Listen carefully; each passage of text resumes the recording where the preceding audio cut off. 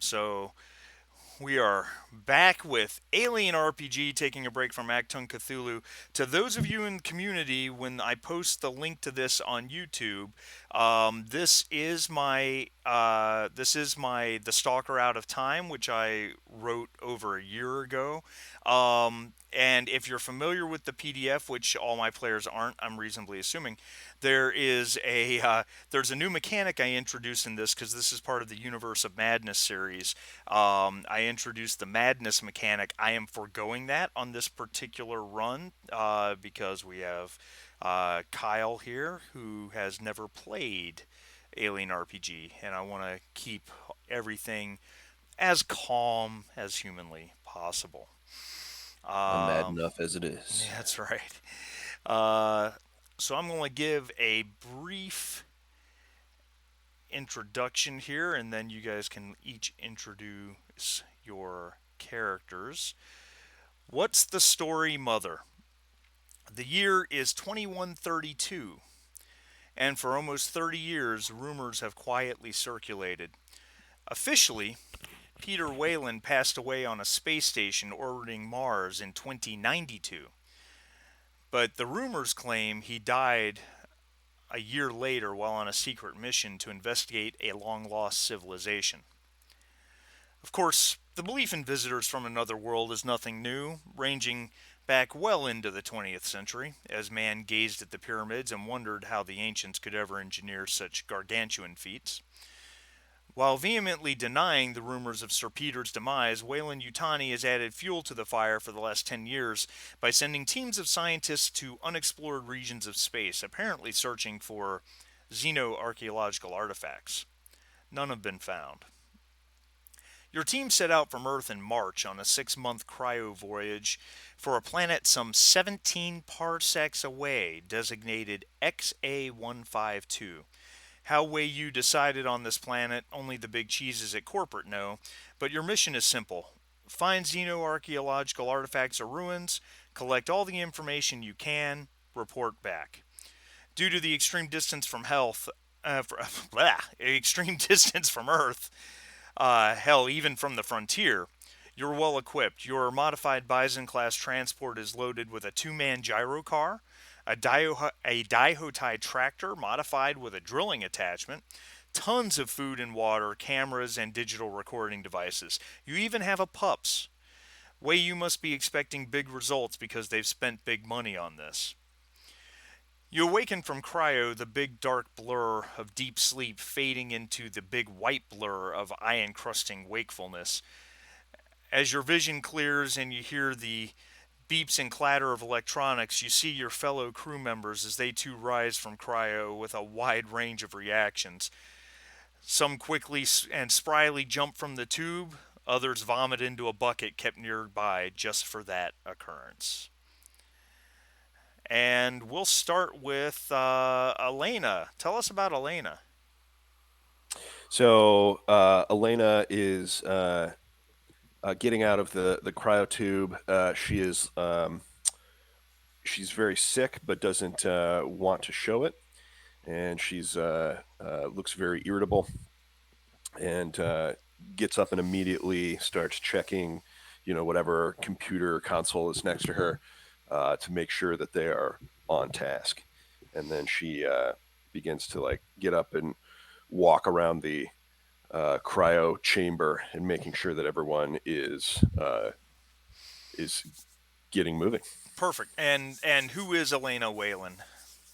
Oh, who is she? Yeah, How well that much do you too. want me to reveal? Yeah, no, just your basic, just basic, because you guys would have all been introduced to each other when you left Earth. You'd probably had a few days together before you went into cryo. So just whatever basic information would that people would know.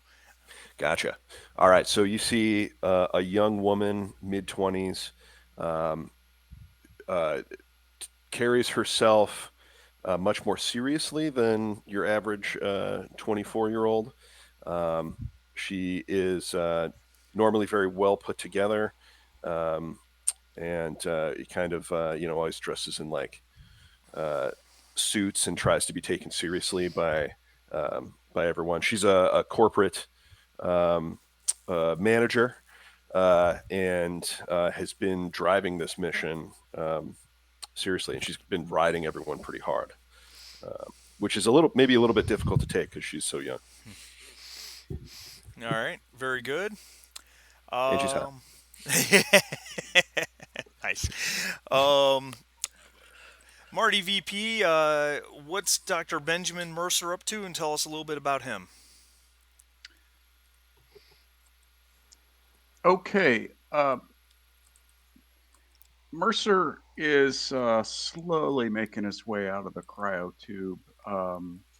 He did make extensive use of his bucket, and he doesn't care who knows. He is not a space traveler. Jeez. Um, he's older. As Elena's in her 20s, you'd have to say that Mercer's probably late 40s, and he's kind of squidgy. Not really. He's No one would ever mistake him for any kind of an athletic type. Uh, and he's slowly sitting up and trying to get his wits about him. And uh, it sure appears like he has a splitting headache. Uh, Benjamin Mercer, as you guys would have known from the introductions, is your expert in biology and xenobiology. He's got a PhD. He's also an expert in xenoarchaeology. So he's your guy. Um, Mercer's your guy that's going to help you find whatever it is that we need to find. Um, he's the main man, um, and he is the epitome of the science geek. Uh, and his name is Dr. Benjamin Mercer, and he's known to his friends as Dr. Mercer. I like that. Good one. I think when Dr. Mercer is getting up, Elena is already at like the console beside his tube, and His tomb. his Wow. tomb, uh, and checking his checking the parameters. Not because she cares, but she wants to make sure you're in one piece. Well, especially since the success of the entire operation rests clearly on my shoulders. She would never tell you that. Mercer will tell you that. All right, Sharif, you want to tell us what Liv's up to and tell us about Liv? You might be muted, Sharif. Thanks, Kyle. You know me well, buddy. You know me well. Um, yeah, so as head of security on the ship, Liv is already awake. She's already in uniform, and she's walking around in her t-shirt, and she wears BDU pants. She has her hair is pulled back in a very tight bun. Everything about her says squared away. She is a professional um, and a combat veteran of many deployments. She likes things to be very shipshape, and she takes her duties quite seriously. She is an She excellent. she I'm doesn't sorry. throw up when she gets out of cryo. Cryo throws up when she gets out of the cryo. Yeah, if she does throw up, you'd never know it because She'd swallow it back. she keeps it in. Oh, oh, I missed her name. I had some static. What's her name Sure. again? Her first name is Liv. Her last name Liv. is Hawthorne, but that's what Okay. nobody calls her that. Everybody calls her TB. And she was happy Calls to her tell you what? why. TB, as in tough bitch. That is Oh, something okay. that's followed her through military career and into Tango civilian Bravo. life. Gotcha. Yeah. Um, and you may call her Tango Bravo. And what else can I say about her? She's in peak physical condition. She's quite swole. She does a lot of exercising in her spare time. Her favorite motto is "Everyone goes home." That is her personal mission statement. Everybody goes home. And what else can I say about her? She's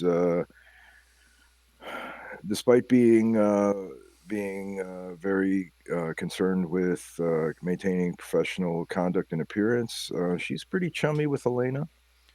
Um, they seem to get along rather well. Um, she can be a little frosty towards people that how can I put this? Like to do things loosey goosey or a little bit improvisationally. She gets riled by that easily, and that's it. That's all I can think of saying. All right. So Very good. she doesn't like seat of the pants types. No, no. So on She that note, considers that a liability walking. let's have Jim tell us about Ace. That was my idea. Yeah, That was my attempt at a segue. I hope you appreciated that. Yeah, absolutely. yeah, yep, for sure. So yeah, Ace, which was given to him by himself after he discovered Oh man, so good. after I Typical pilot. after I he love it. discovered an affinity for piloting and flying. Or he's in his mid 30s. When he gets out of the cryo tube, he just springs out. Doesn't seem to have much effect on him as far as dizziness, since he spent the majority of his flight school upside down to his instructor's chagrin. And he had tried a bunch of different vocations before landing on piloting. He had did a little short, unsuccessful stint in the Marines. He even went all the way out to the other side of things and was a nature guide at one point. Somehow discovered that he liked speed through a friend, just driving terrestrial vehicles, and that's what caught the bug. And he applied for flight school through WayU and was accepted and excelled at that, except for the safety considerations of piloting. Um, so he up to now he's been pretty much just a bus driver around the solar system and the near systems. Not really doing any long hauls with a permanent crew, but thinks that as he's getting longer in the tooth, that maybe it's time to take on more responsibility and stay with one group for a while. So he's here. What's Ace's real name? I have to look because Okay. I forgot to copy it to the Alex Rourke. Okay. Yeah, Alex Rourke. I should update that. I don't think I missed anything. Oh, the only thing I might have missed is that he does seem to have a wandering eye, and it seems to wander towards, I forget her name, Liv, every now and again. So she may or may have not noticed, but he's picked up on that she's a little bit can be a little dangerous, but that's both attractive and also scary. Like the Linda Hamilton character in Terminator 2. Damn straight, she's dangerous. Ooh, Sure. All right. Um, so yeah, Elena checking the computer readouts. Everybody looks perfectly healthy. Everything was 100% normal. Looking at just the computer reported no anomalies during your 6 month cryo. Everybody's heart rate stayed pretty steady at that 2 to 4 beats per minute. Indicating maybe there were some dreams here or there, but beyond that, it and just a quick check from where you guys are at on the cryo deck indicates that you are in the proper system on approach to your target planet XA152. Mr. Rourke, when you're done napping, I need you to check these coordinates and verify that we are close to XA152. Roger. And Alex makes his way to the bridge. All right. What does everybody else do? Well, Mercer's taken plenty of time to what's that electrolyte concoction that they give you after you come out of cryo? Oh shit. Rondo. Holy mackerel! Hold on. I know the answer to that. I don't know the answer to that. I'm looking in the book.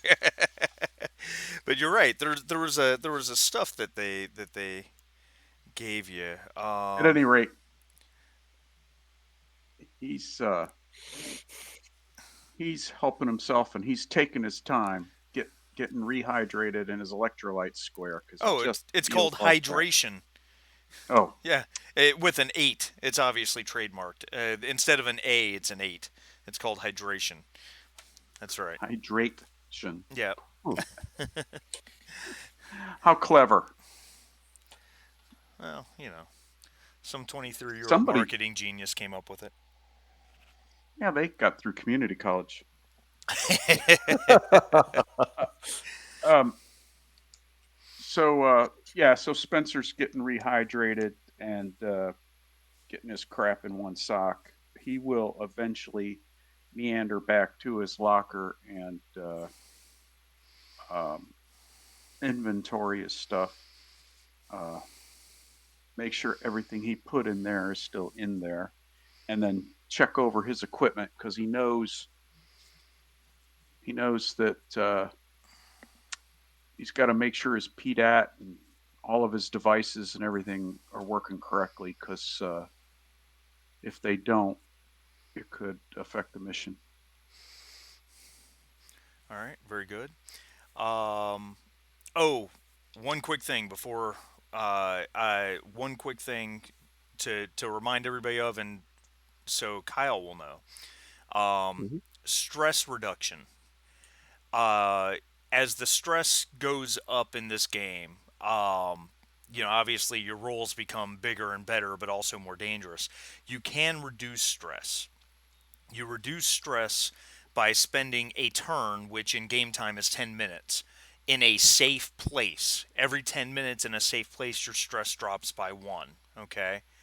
Okay. Furthermore, you can take an action where you interact with your signature item. If you look on your character sheet, you have a signature item. Um, Taking a moment to interact with your signature item can drop your stress by one, but you can only do that once per game session. Okay. And Bless you. then Sorry. last Thank but you. not least, there is a pharmaceutical, um, which you know Does what not is appear in our ship stores, by it? the way. It should be. Yeah, that's my fault. I'm Oh, sorry. it should be because it doesn't. But Yeah, okay. I'm adding it now. That's my fault. There is a pharmaceutical called Naproleve. It is an injectable, and if you remember Prometheus, she stabbed herself in the leg with this injectable, and then all of a sudden she had this look like a warm blanket was on her. Right after the alien C-section, which is one of the most brutal scenes in all movies. I'm sorry. um, anyway, the Naproleve, when you inject yourself with Naproleve, it will do away with all stress. It's gone. The problem with Naproleve is that if you take more than one Naproleve in a shift, which a shift is a 6-hour time period, you begin to have some side effects. So, There is no free lunch. nope, unfortunately not. If you don't hit yourself with at least one nap relief throughout the course of this mission, you're aliening wrong. It's the And truth. if your leg looks like you stepped on a hornet's nest at the end of the module because you stabbed yourself with nap relief so many times, then you're doing it like everybody else does. Yeah. So so before we get off the doctor, because it's Yeah, good. what he does is pretty important. Before we get off the doctor, he's pulling up on his PDAT to review the summary files that they gave everybody about the planet. Segue to Game Mother to give us some info Yeah, before we actually get to the planet. So he's reviewing whatever Wayland Yutani gave us as background. He's looking at his PDAT to review what he should know about the planet. so XA 152 actually very little is known about it. They had very little information to give you. It is 17 parsecs coreward from Earth, which puts it about 2 parsecs past GBH 45, the 4 Tau Boadis system, which was only colonized a year ago.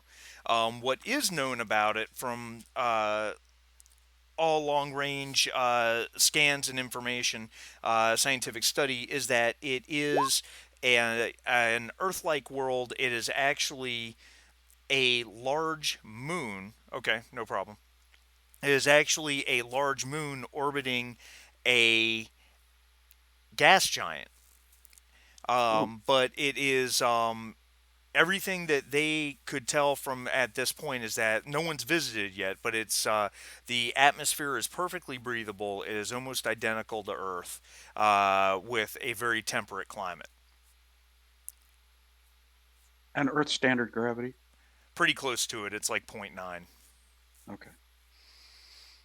So it is almost the size of Earth. Just being in orbit of a gas giant, it becomes a moon kind of by definition. Correct. Okay. All right. So uh, he puts P Dad away after that review, and he takes out his violin and he begins playing it. Um, and he's relatively good. He's not, concert or anything. He's relatively good, but for everyone on the crew, it's annoying nonetheless because his selection of compositions are weird. So he's Is he playing hacksawing away Marilyn at this. Manson again? The beautiful people, the beautiful people. It's not really made for violin, Doctor. Okay, done with Dr. Spencer. All right. And what's Liv up to? What's TB up to? She's got clipboard in hand, and she's knocking it down by the numbers, Yeah. doing her post freeze up checklist, making sure everything is the way it should be. Very good. Elena is joining her in that, taking inventory of things. I assume they have a time frame of maybe within like 3 days they're gonna you know get down there or whatever. So spending this time doing the post cryo checks just to make sure everything's in order. Yeah, inventorying ship stores and make sure nothing came undone and broke and all that stuff. Makes sense Exactly. to So me. Elena's does she have the rank of captain? Does she? What do we call her? Call me boss. Boss? I mean, We're I uh, not think it real. says on my You're not character really sheet. You're the military, right? boss. Yeah, but I mean, We're, ship's captain. I don't know. It's boss is fine. I should Yeah. call her boss. um, Girl boss Elena. so she's not quite yet special project director, but she a team rising star. leader, Yeah, it or does doesn't. she think so? I think she would see it that way. Yeah. Uh, Well, I mean, what's the official talk say? What is there like a? Yeah, I mean officially, yeah, officially she would be considered in charge of the mission. She is the company rep sent along to make sure everything goes according to plan. Of course, everybody's got their role to play. yeah. Um, and one last question: Yeah. Is this it? Are there any NPCs on the ship? This is it. You're it. Okay. You are the crew. Is there a cat? Maybe a large mouse. No, there can be a cat. I'm good. I don't care. You guys can have a dog for all I care. So Elena spends this time in addition to inventorying. At some point, she bothers several of you requesting certain forms and reports, or passive aggressively reminding you that these should be completed before planetfall.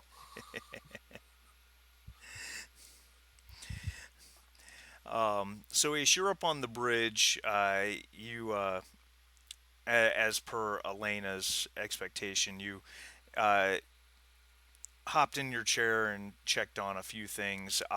You are absolutely in the right place. You're about 2 days from XA 152. Magnification shows a very blue world. It's kind of a blue with swirls of white cloud cover. It seems very Earth-like. Several large land masses, variety of islands. Um,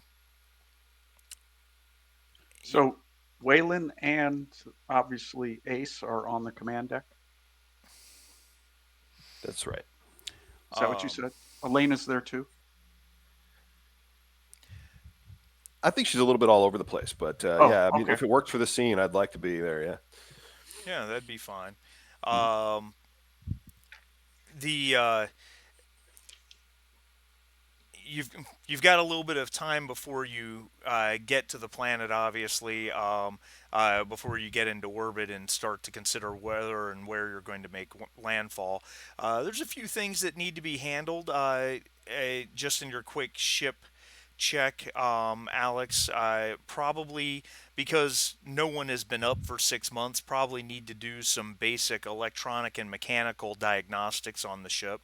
Um, and then once all that's accomplished, the next step would probably be just a sensor scan of the planet. To start getting some ideas what you guys want to Yeah, I do. was looking at Well, that and too. I wanted to interject. Spencer comes on the command deck and looks at Ace and says, "Mr. Rourke, I'd like to remind you that these scans should clearly follow the protocol that I set out in the mission brief, so that we can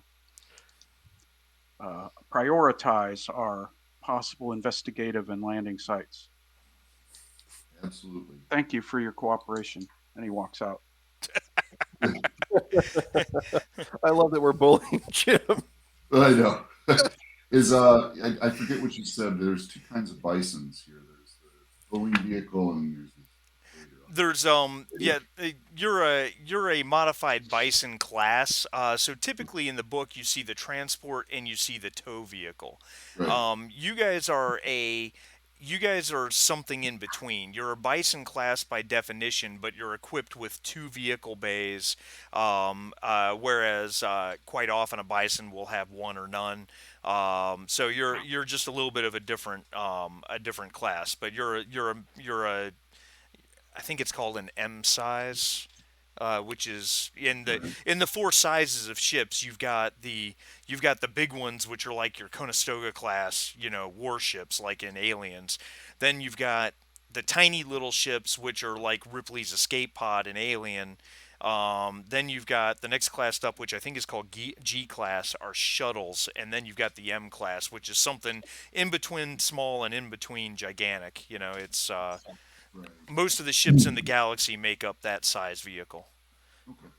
And I just want to make sure that we didn't have any of the fancy sensors or anything that we did last time. I'm sorry, I lost you a little bit. What was that? Sorry about that. No fancy sensors like last time or anything. No, you've Just got a standard sensor array. okay. Well, I'll go ahead and run that.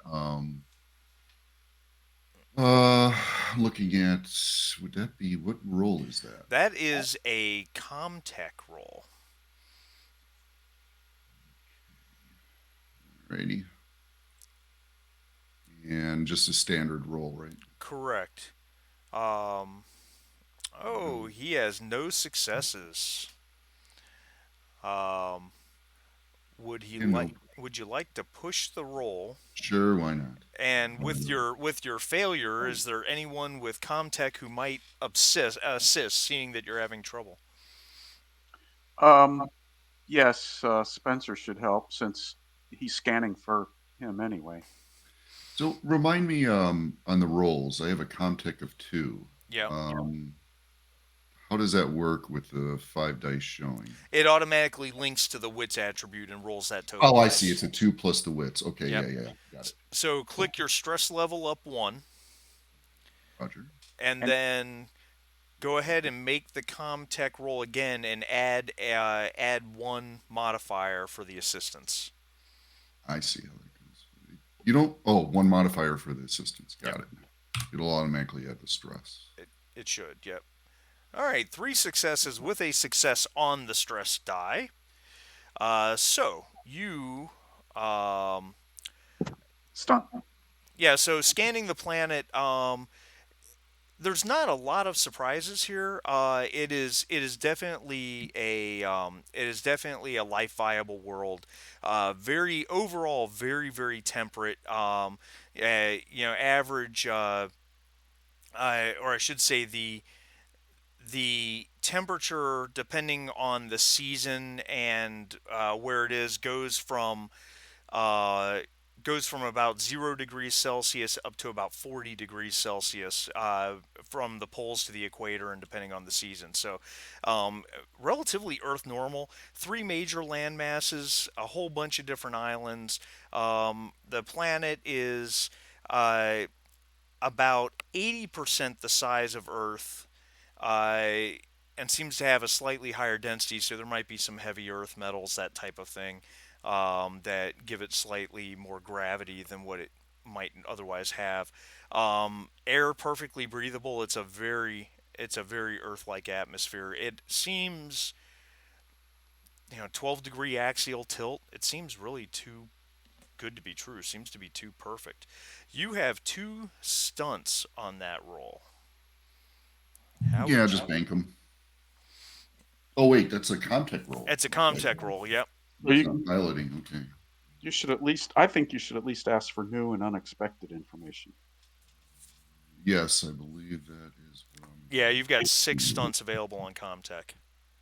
Yeah, I'm trying to find them now. Here, okay, Comtech, but there's wits stunts. Because we're not in orbit yet, right? We're still approaching. Yeah. Okay. So it doesn't. Okay, yeah. So Comtech. Let's see. +1 later. Need to overcome again. Half the usual. New and expired. Yep. Hydro track show up. Yeah, new and unexpected information would be good. Okay, so that's one. What would you like to do with the other one? This is a full planetary scan, so it's going to take a shift. It's going to take a lot of time to pull this off. Just so Yeah, you know. just a +1. Just +1 to your next Comtech roll. All Yep. right, that'll work. And that is something that we did. We did house rule in the we did house rule because what we found was that people that had high rolls in certain things kept banking huge numbers of dice. So we just made it so that it's on the next roll. So all right, so you've got a +1 to your next Comtech roll. Um, as you're about halfway through your scan. You're scanning the third continent, which is in the southwest hemisphere, excuse me. Currently in spring, based on the average temperature of that continent. It's it, it's about the overall landmass of Australia. Um, I Your sensors, your computer starts to beep annoyingly as the scan is going through. You sit up in your chair and start checking. It is detecting a power source on the planet, or in on that continent, to the tune of about 12 of your ship's fusion reactors. Wow. It's a lot of power. And that's on the continent that's like Australia. Correct. We haven't finished the rest of the scan. Correct. Okay. I will if Elena and the doctor are not on the bridge. I'd like to hail them to come up.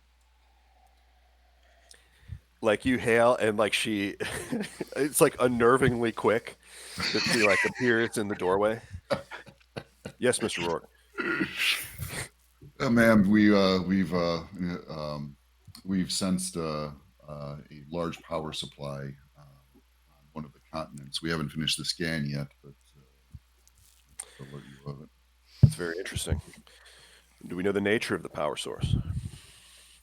Not yet, except that it's larger than our starship. So maybe something extraterrestrial. And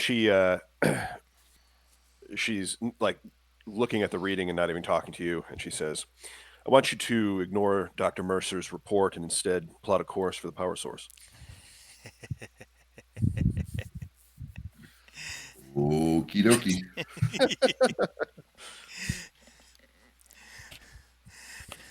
All right.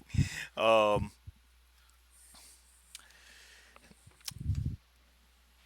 all right. What? So that. All right. So he can do that. You guys will. It's going to be, a little bit of time before he has to make the piloting roll. What needs to be done between here and there?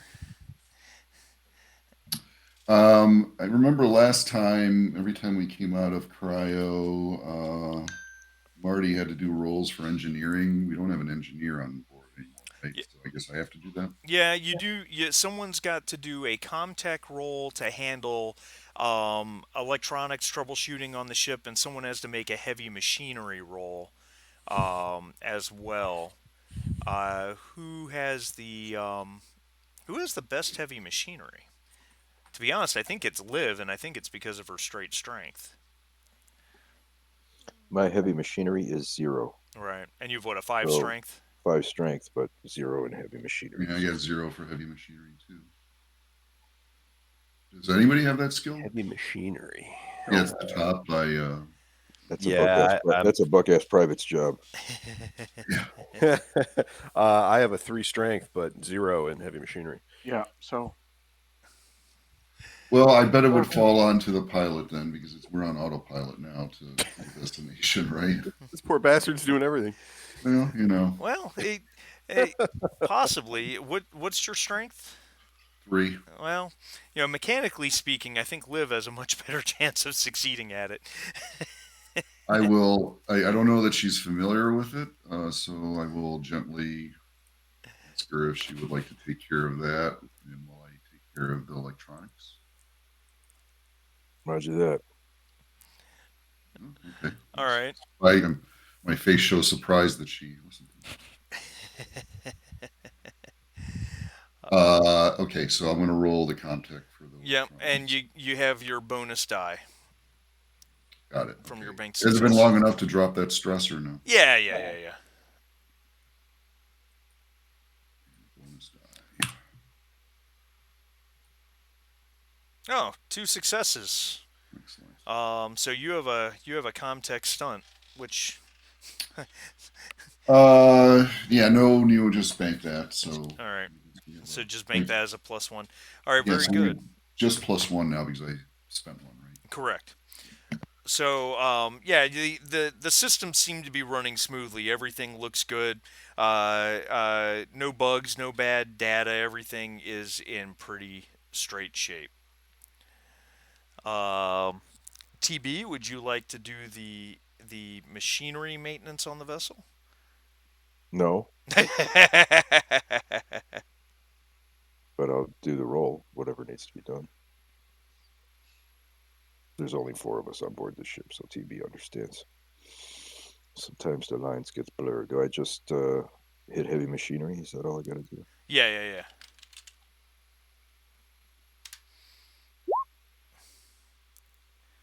All right. Stuck. No successes. Would you like to push the roll? What is it exactly that I'm doing? Just doing equipment maintenance on board the ship. Mechanical equipment maintenance. so it doesn't, like fall apart while we're in space. I guess she'll push it, yeah. You're doing things that should improve your bonus situation, but isn't.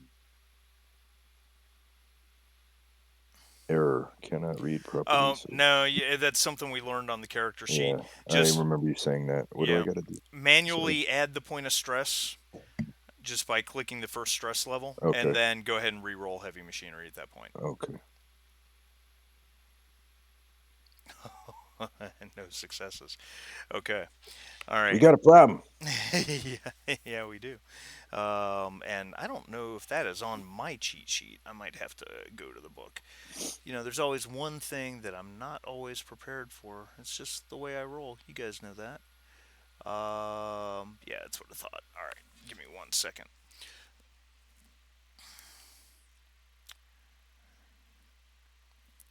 Is it under?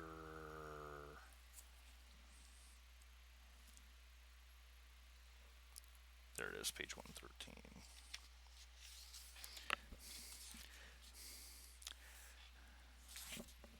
No, it wasn't that. Shit. TV will get on the comms. Yeah, yeah. Fill this with Um, banter for a minute for me. Bridge, we got a problem here. The Jeffries tube leading from the coolant induction to the reactor is locked up. Won't open. We're gonna need specialty tool or something. Did you bang on it? You can hear the clipping in her voice. Yeah, I banged on it. Roger. All right. Make a. Would you please make a D66 roll, Liv? It's at the top of the character Oh sheet. my. T66. Executive Order 666. Execute. Yeah, Execute. that's the bad one. Oh, Generally, high numbers are bad. generally. Head explode. So, Alex, while your sensor sweep of the planet is probably an hour or 2 hours from being done, and right as as TV calls up to the bridge to let you guys know you have a problem, there's just this boo, and your sensors are offline. Oh, frack. Nice. Elena, like tersely shouts, "What is that? What's wrong?" Something went wrong down below. Hold on. Punch the autopilot again and make my way to where I think there might be a problem.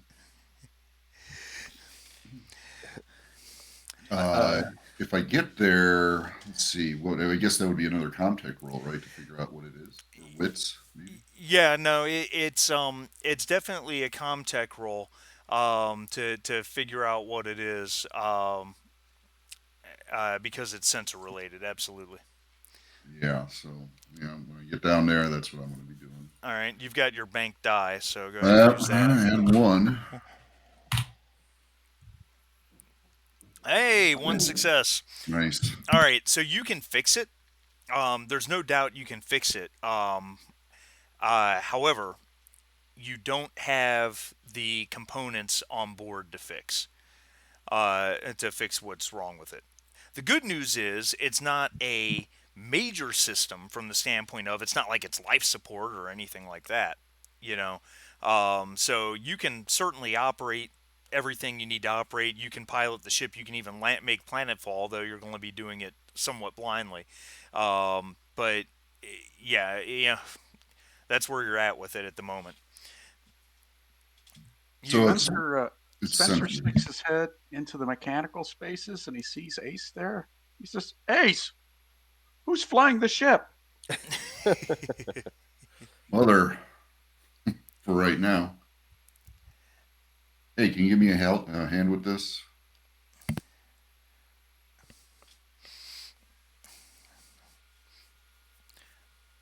What's wrong with it?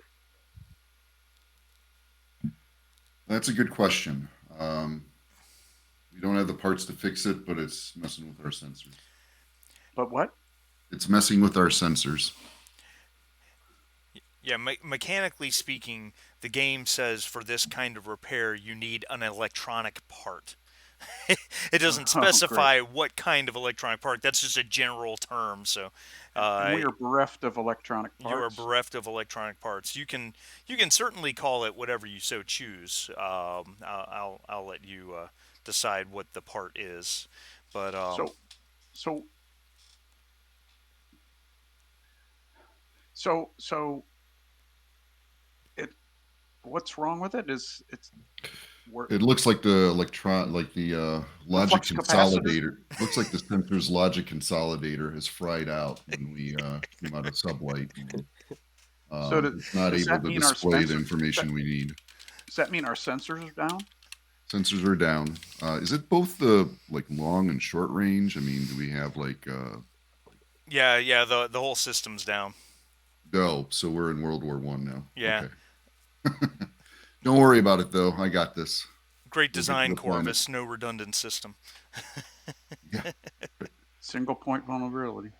I can still land us. We'll be good.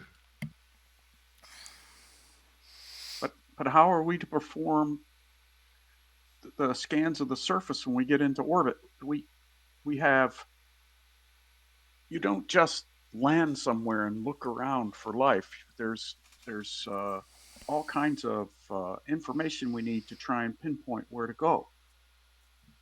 We have to look for signs of civilization, roadways, dams, um, uh, overgrown settlements, the, all the indications of some intelligent life forms. We can't scan for any of that now. What are we going to do? Just go down low in the atmosphere and fly around and look? I don't know, man. They just pay me to get you out here and back. Well, Did what you was the already? result? What Oh, was the result of the long range scan you were performing before this all broke? So I relate all the information about the planet being seems to be Earth size, Earth gravity, temperate climate, three continents. You know, we before everything went down, we were able to sense a large power supply or power emanating from one of the continents. The other two continents hadn't been scanned yet. So Ace is suggesting that we go to what we know rather than we don't, and we just have to use our highly calibrated eyeballs to land safely. Well, obviously, a power supply is an indication of life. So uh, it's a good thing that I asked you to do that scan. But now that we can't scan anything else, we'll have to formulate a new plan before we enter orbit. You're sure we don't have the parts to fix this? No, sir, Oh, not right darn. now. Damn Wayland Utani. Worked for these guys for years. They sent us out into space on a floating dirigible. Hey, hey, hey, hey, hey. She's okay. She got us here. All right. If you need me, I'll be in my quarters recalibrating a search plan. Sure thing, Doctor. And I head back up to the bridge to visually see how far we are from the planet now. Okay. Yeah, you're. It's way out there, but you're getting there. It's more than a dot, but larger, but smaller than a basketball, relatively speaking. All right. Seeing as we don't have any sensors that'll help us, I'm going to stay on the bridge with my eyes peeled out of the window. All right. Alrighty. And we know that Dr. Benjamin Mercer is in his quarters calibrating his instruments, um, whatever precisely that means. Um, TB and Elena, if you have things you'd like to add or talk about, or I don't at this point. I think we're pretty much on course, right? yeah, Okay. TV's good. okay, all right. So we'll hand wave it a little bit as the ship burns towards the planet. This there's this huge yellow orange gas giant in the distance that XA152. Again, XA152, from everything you can tell, if it were anywhere else, even in this system closer to the sun, it would be considered its own planet. But it's classified as a moon. But it's really rather beautiful and very Earth-like. Um, as as a day or so passes and you guys just continue doing what you do, you get closer to the planet. You're pretty much reaching the point where it's time to gain orbit and make planetfall. So it's It's piloting time, right? final preparations. If anyone has anything they want to add or do or make, and yeah. Well, if we look out the big window on the flight deck, command deck, um, can we tell if um, since the moon orbits the gas giant, that means there's times during its orbit when it could be blocked from the sun, Correct. unless and if it's orbiting on the same elliptical plane as the or a similar elliptical plane as the but still, there's going to be times when it's in the shadow of the gas giant from the sun. So, is that true in this case, or You know, does it appear that it's subject to light and day right now? no, Mercer, since you're asking all those questions, go ahead and make yourself an observation roll. Of course. Why wouldn't you? Um,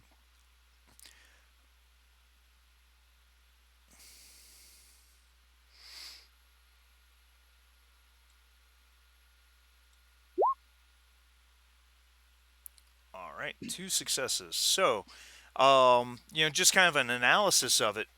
As it currently stands, at this exact moment in time, the XA152 is between its planet and the solar system's the system's sun.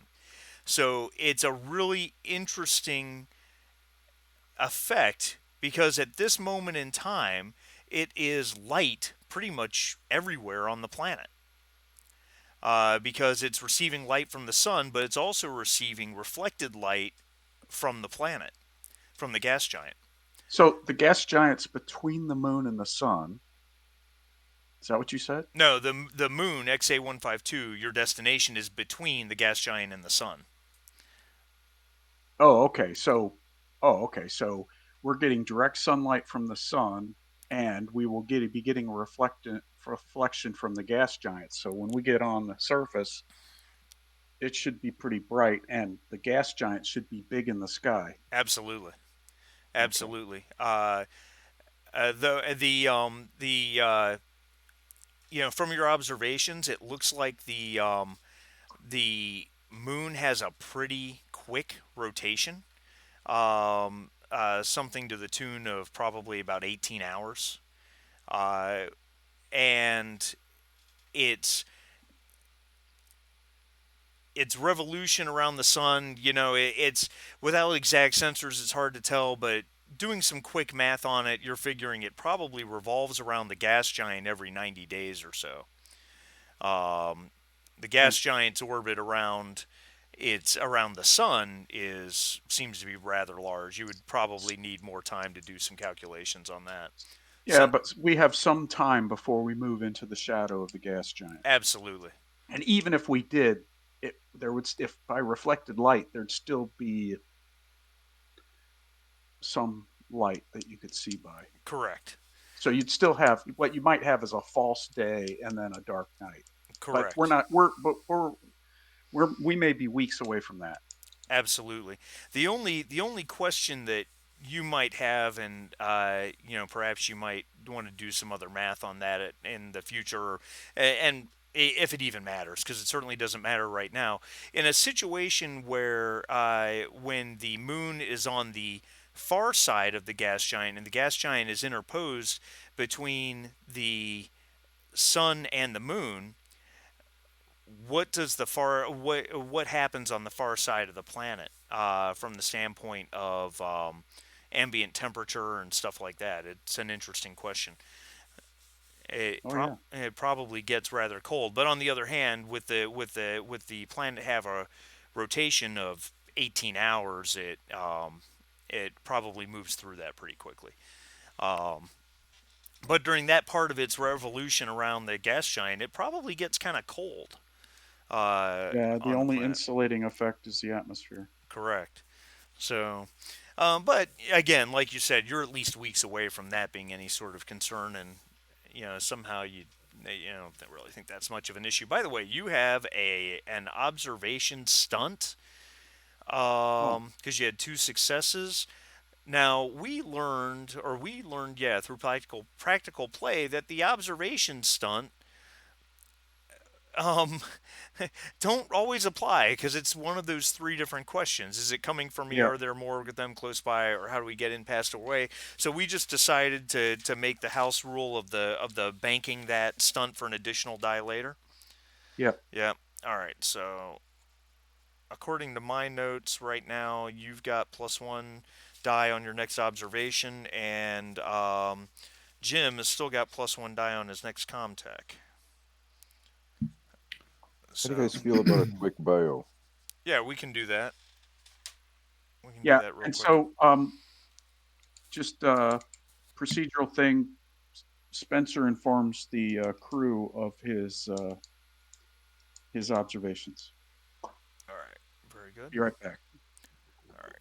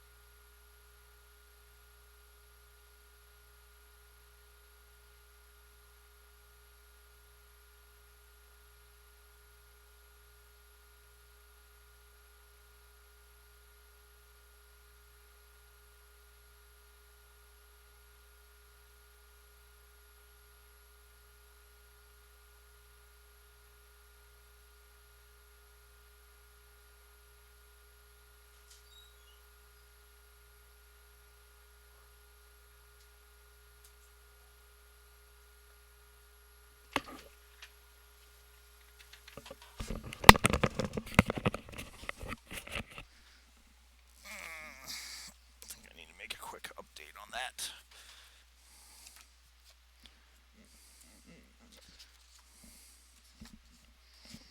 Hey, Furball. How are you?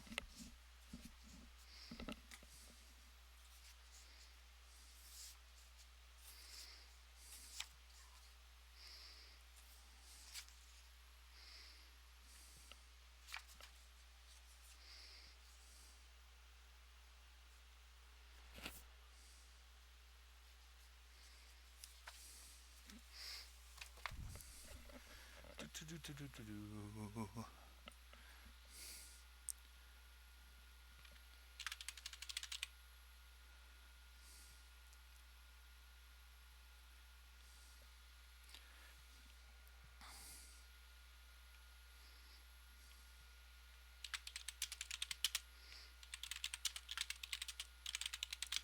You there, Carl?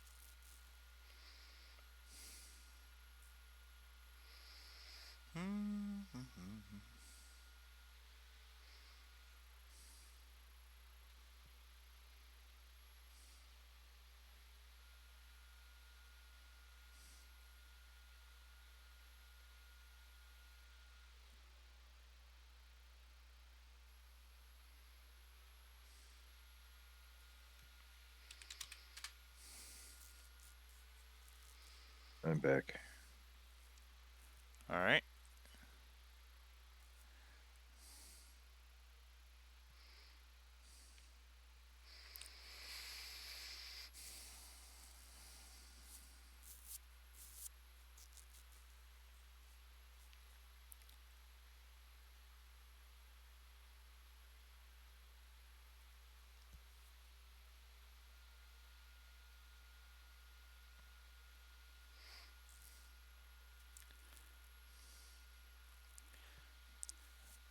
I have to thank you, Sharif.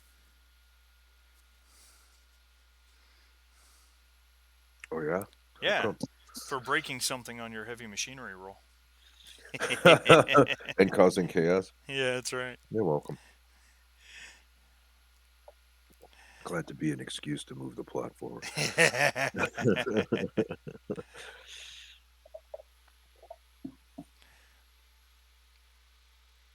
Well, now we definitely have to land on the planet and see if we can find some parts to fix our ship with.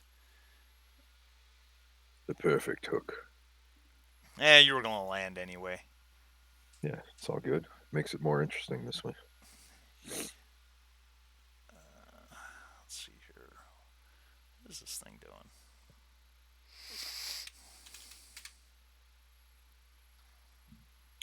Found a name for the ship, by the way. Oh, okay. What do we have? Mary Celeste. Mary Celeste. Won't be hard to find. Okay. I don't know why it seems familiar to me, but Should for you. oh yeah.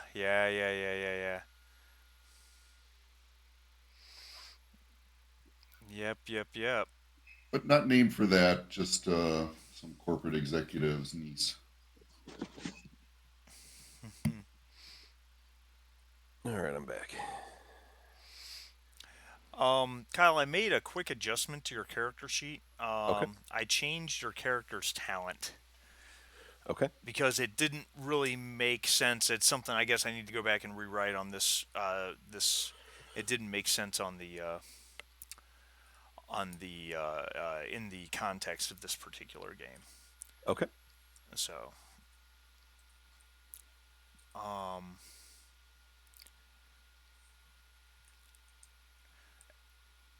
and a couple side notes about pushing, by the way.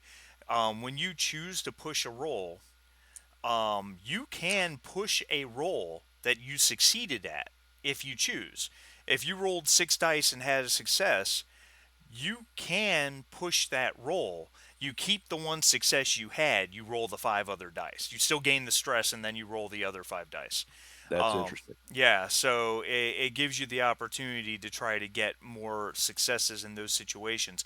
You cannot push a roll on which you panic. So if you roll a face hugger on a stress die, you cannot push that roll.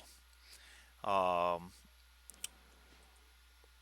Okay. I so don't think I've ever seen anyone push a roll where they succeeded. I'm sure it's happened a couple times. Just doesn't happen often. Usually you're not in that kind of situation where you need that much success, if that makes sense. Um, so Well, I could see if you're in an emergency situation, something's breathing down your neck, and you want to open a door in half the time. You need a right, success to open the door, and you need an extra one to do it in half the time. absolutely. Absolutely. There's definitely situations where it'd be helpful. Um,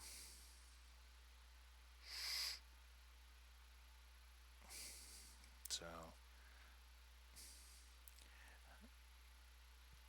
all right. We're all here. I'm here. Okay, I think we're all here. Yep. So, before we get into making Planetfall, I'm going to read you real quick the what's the story mother on the scenario I'm writing because I'm just really excited about this and I can't keep it to myself. Um, 3rd Platoon 77th Marine Assault Unit, the Death Dealers, had seen it all. wrangling harvesters on Tartarus, mowing down scorpionoids on Tanaka 5, humanitarian missions, hostage negotiations, you name it. The Corps respected you, the enemy feared you. You even had this ominous fantasy warrior you guys painted on everything, someone ripped from some fantasy artist in the 20th century. Months of fighting on 8 Eta Boadis A3 during the Tientsin campaign in 2162 was the end. The platoon was shattered, and you four were all that made it out. Well, you and Sergeant Wall. Erin Wall was the ultimate badass. She was the toughest bitch in the Corps, and everyone knew it too. She'd outrun, outclimb, and outswim anyone. She carried more gear and fought harder. If anyone got out of line, well, let's just say got nailed to the wall had a new meaning. But she saved every damn one of your lives at one point or another, just shrugging it off because that's what you do in the Corps. When Tientsin was over, the Death Dealers were deactivated. You all took retirement, some early, some on time. You were all headed your separate ways. Wall was about to board a transport back to her husband on Hansen's planet, but the flight got canceled. Suddenly, Hansen's was under quarantine. Some kind of outbreak had hit the colony's sole city.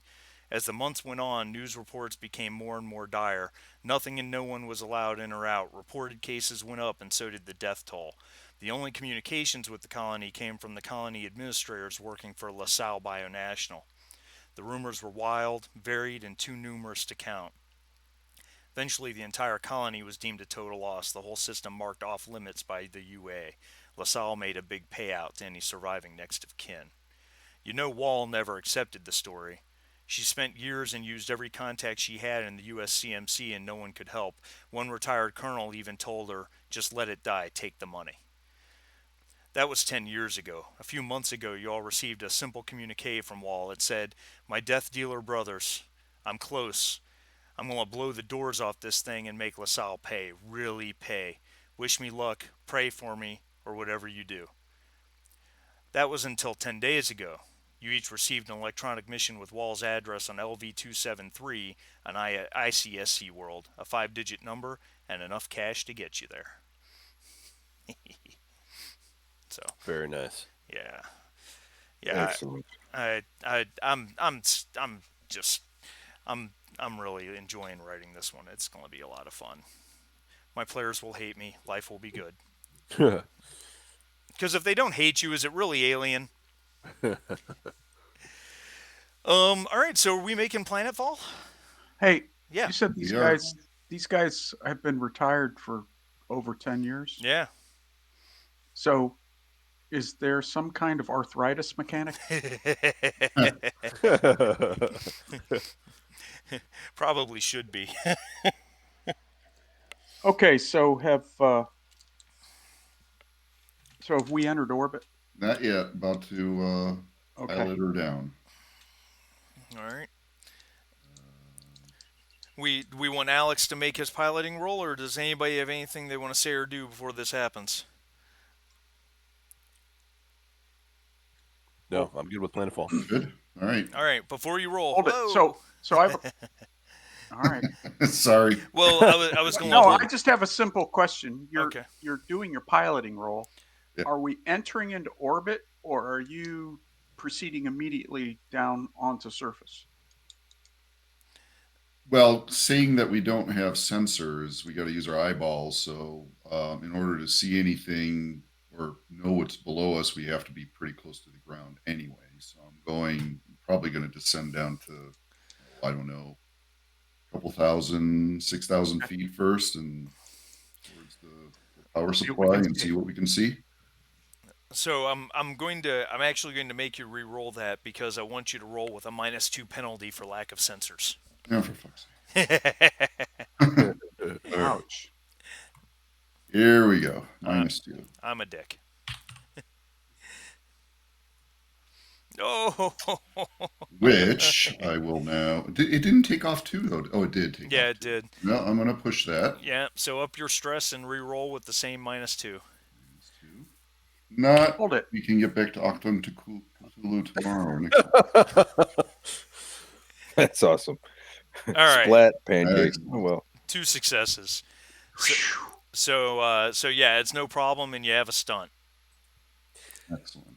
I am reminded I'm gonna of bank that scene in Serenity where they're they're making planetfall, and the thing falls off the nose of the ship. What was that? Yep. I am a leaf on the Woo, wind. hit some turbulence and went sideways for a sec, but regained it. And we're slowly loitering at 6,000 feet. All right. So are you showing off, or are you gaining a +1 roll to a Yeah, at plus this one die? point, we're just gonna bank that. Bank the +1. All right. Um, I'm a leaf on the wind. Uh, S- Since all we have are our eyeballs, uh, Dr. Mercer is using his digital video camera as best he can to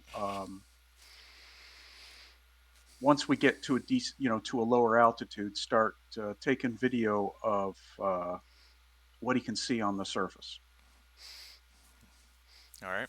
Okay. Yeah. So as you break through the atmosphere, which planetfall takes a fair amount of time. Yeah. But eventually the heat shields start to cool, and you start being able to see uh,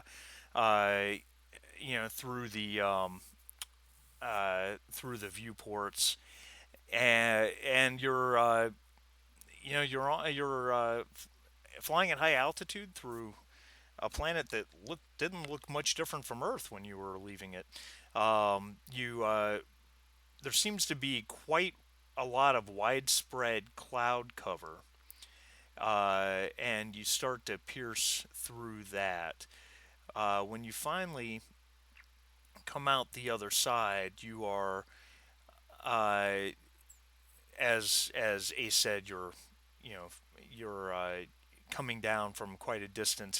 He's descending you guys to 5 or 6 thousand feet, and you're over this mid-sized continent, that the closer you get, it looks very untamed. There's no straight lines. There's areas of soft rolling hills and old mountains that have been dulled by weathering over time. Um, it's a variety of biomes, trees, plains. Nothing you can really tell a whole lot about at this distance, but it looks very um, primordial. Um, Sensors are going to be down for the long haul. yeah, until you get them repaired. Now you're probably several hundred miles away from where you guys recorded the power generation, the very Okay. substantial power generation, which at the speed you're going, it's not going to take you very long to cross that distance. Probably a matter of 15-20 minutes. Okay. Dr. Spencer's very, uh, at least for him, he seems very excited. He's got a smile on his face, and uh, he is up close to the viewports to take the video. Uh, Very, very good piloting there, Mr. Rourke. I'm surprised that you even got us to the continent without sensors. Well done. But uh, given our lack of sensors, I suppose a sweep of the planet and mapping out for artifacts is going to be largely a fool's errand. I propose, as best you can without sensors, go directly for the power source. Finally, you're making sense. You just point We're me one where to step ahead go. of you. Go there. We have Excuse me. to go ahead. He turns. He Mhm. turns to Elena Whelan, and he says, "Ms. Whelan, um, I think I understand the purpose of everyone involved. Mr. Rourke here keeps the ship maintained and flies it. Does an excellent job. Liv, is going to ensure that nothing untoward happens to any of us. And I'm the sole person who understands anything about alien life, xenobiology, and alien technology and possible technology. Could you explain exactly what your purpose is? Well, I understand you don't understand, Doctor. I do many things around here that are unappreciated and unseen. I think you'll find that your laboratory is fully stocked. Your the equipment is mostly in order until one of us breaks it, and the mission is on time, and uh, and we are achieving what we've set out to achieve. My I see. expertise is So making sure we're on task. you're you're glorified project manager who manages the paper clips and staplers. Something Okay, like just so I understand, something that uh, most anyone with a good high school education could perform. It's good to know. Of course, and she like changes the subject and she says, "Rourke, what's taking us so long?" what velocity? How fast are We're on we? our way, ma'am. That's We're on funny. our way.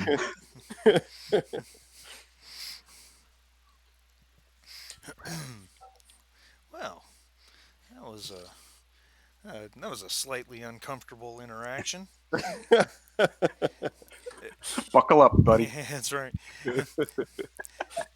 If I were just the random guy over here in charge of making coffee, I'd probably put my head down and tap on the coffee maker, going, "Gosh, come on, hurry up, hurry up! I need to get out of here." Um, as as you guys cross the miles, you cross over a primordial forest that ends in plains, and in the distance, you can see something on the horizon. It is at the edge of your view. It is not, um, whatever it is, it's not naturally occurring. As you close, and you're closing quickly because let's be blunt, your ship goes very fast. Um, your initial reaction is a city.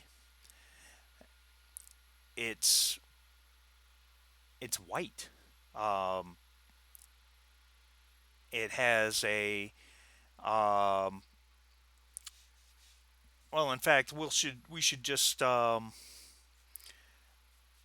well, that's fine. We can just tell what you guys can tell. It seems to be made of it's white, and as you close, you think it's made of stone. It has a wall wrapping around it that is open on either end, on the north side and the south side. A very, very odd feature, though, is it has this large black gray metallic apparatus that just outside the wall on the south side that comes out and stands it stands several hundred meters in the air. It comes up and it curves outward and ends in a large bulb, almost like a scorpion's tail.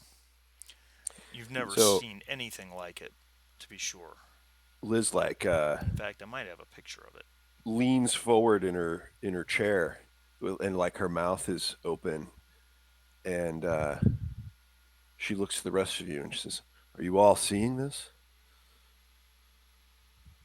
And and then in the silence, she turns towards Dr. Mercer and she says,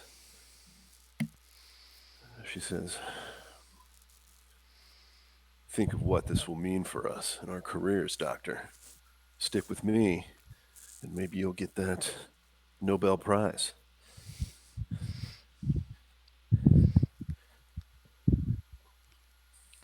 I think there's a lot of work to be done still, but this is very promising indeed. Uh, as long as we can verify that this was not made by humans.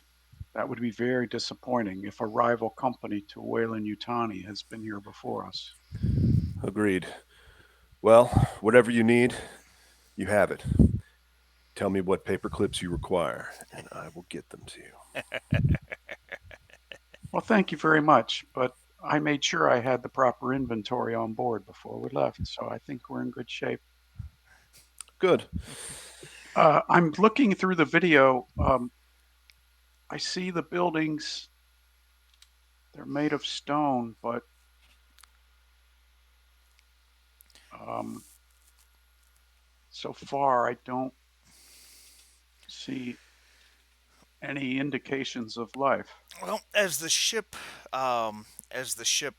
flies over, because it kind of just you reach the point where you're coming up on it and beginning to fly over. Go ahead and make an observation roll. You'll be at a -2 because of the distance and speed, but you have a +1 banked, so you're only at a -1 total. Okay, and I'm going to save my talent Okay. once per game session. What is a game session? Us coming together Today? and playing. Yep, today. Oh, so once per game session, I can automatically succeed on one observation roll. Oh, by the way, the only person who should have any stress is Ace. Um, Yeah. yeah, because you guys would have had plenty of time for that to All right. dissipate. So Thank observation you. at -1. Yep.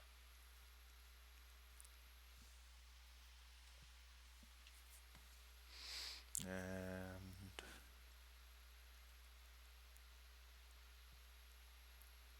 2 successes.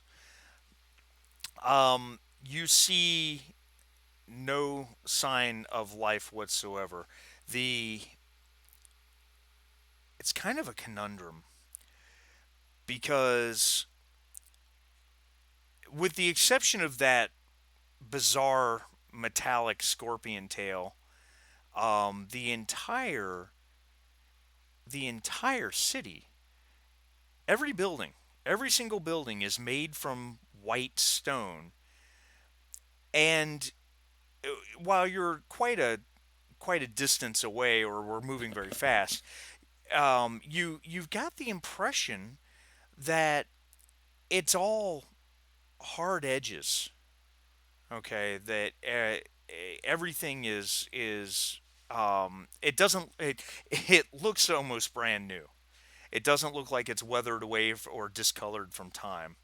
And no encroaching of any vegetation. Negative. Um, the Most of the buildings are relatively short. 10 meters tall at most.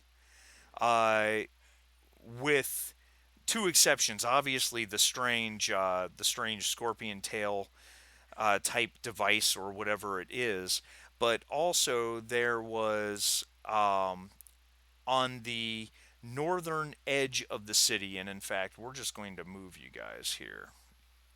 Give me 1 second. Let me open this up. We're going to move the players to here. You might have to zoom out a little bit. A lot of it. So the scorpion tail seems to emanate from this complex in the and the complex in the southeast. I can't ping the map. That's weird. Why can't I ping the map? Huh. Okay. Well, look. You guys see the city map, yeah?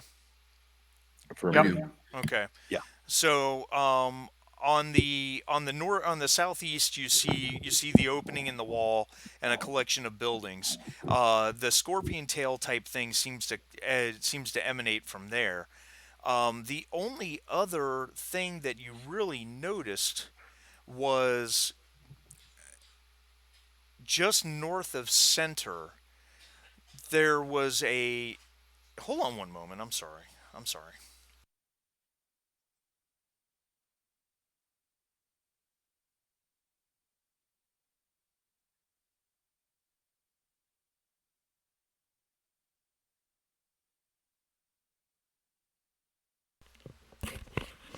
Sorry, my 21-year-old is like choking on life or something in there, and I'm just making sure he's all right. Um, but just north of center of the city is an enormous building that dwarfs every other building in the city. It's about 100 meters tall and had a domed roof. Hmm. So that's you do have a stunt. Can you ping on the map where the tall structure is? I can't. It won't let me ping I because I wonder was if you do it. trying to. I don't know. They changed roll 20. They went to this new jump gate system, and there's something about it that is different, and I don't know what it is. I used to be able to snap the map to the page. Oh, right click. You see that? If you right click on the map, you can say ping everyone, and then I see a Uh, ping. oh, okay. All right. All right. All right. All right. All right. So the the okay. It used to be you just double clicked it. So that is where the large domed building is.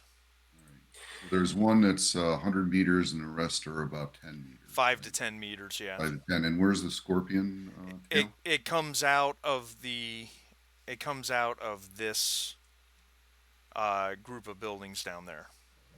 So Is not to metagame it, but does it look different than an engineer shaped ship? Or Well, yeah, I showed you a picture of it. You may not have noticed. oh, I my in-laws called, and so I was Oh, 30 seconds of solving a crisis. So oh yeah, And how nice. tall is that again? almost 1,000 meters tall. Oh my! Is I mean, TB that's in the crazy in the tall. cockpit with us, or are you down in somewhere else? Sharif.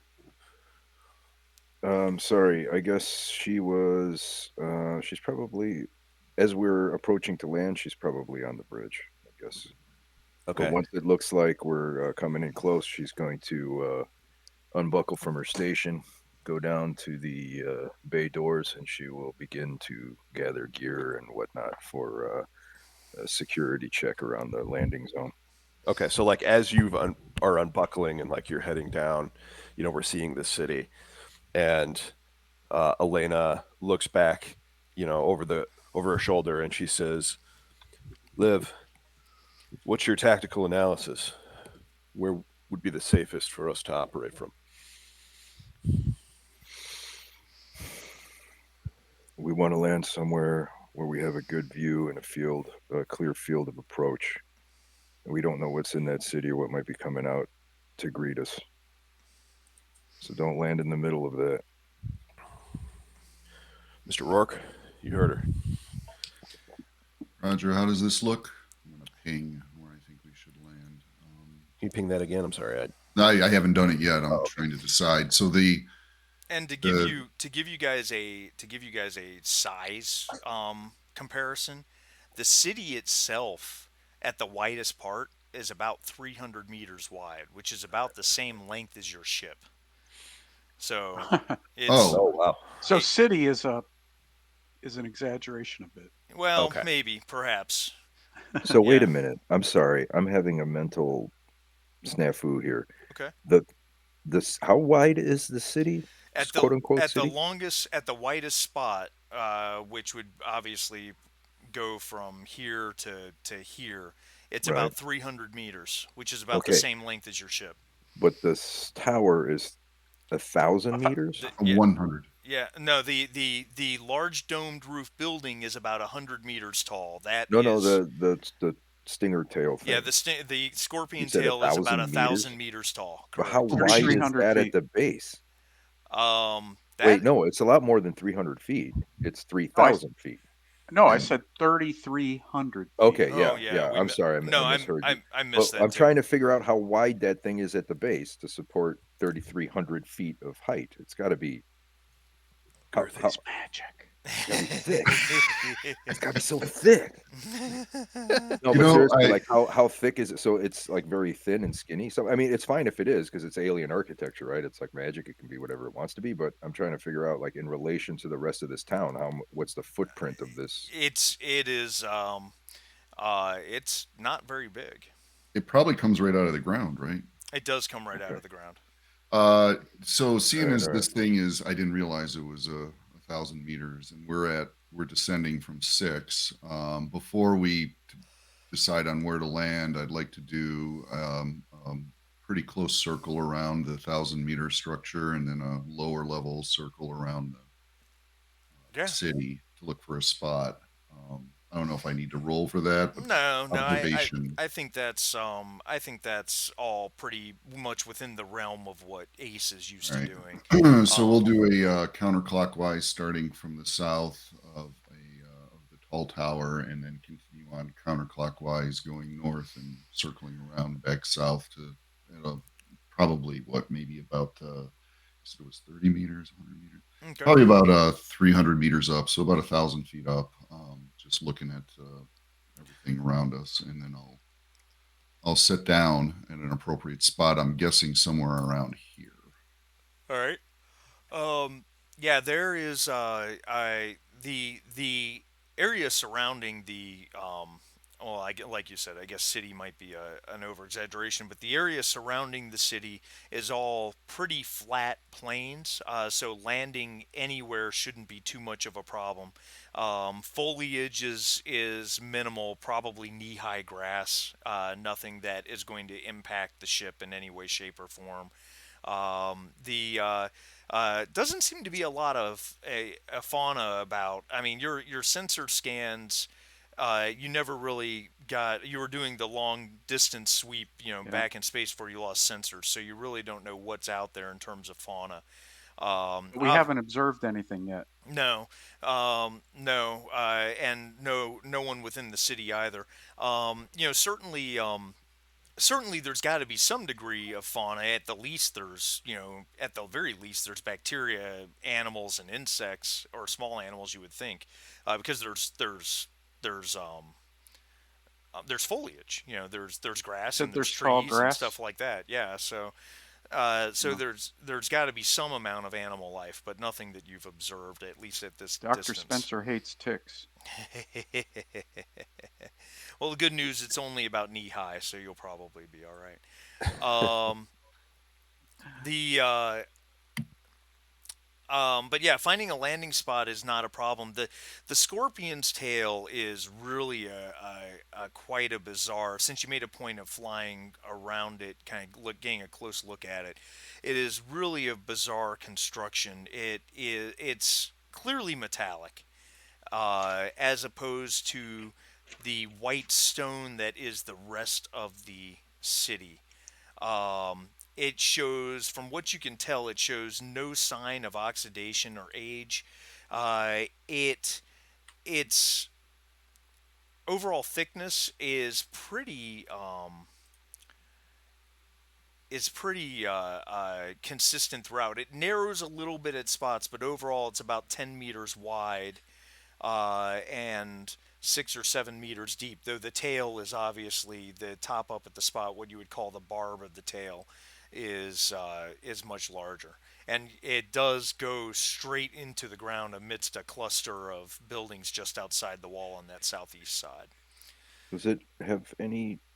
Does Liv have any instinct that this might be like a battery, like a defense battery or some kind, like a weapon? Um, Go ahead and make a survival roll.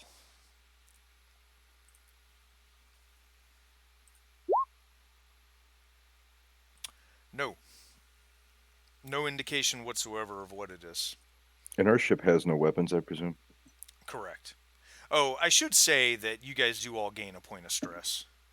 This is definitely a discovery of some note, and it's certainly has to be an alien discovery, as if the city itself were not a surprise. The tale is certainly something none of you have ever seen before, so that does gain you a point of stress. Congratulations!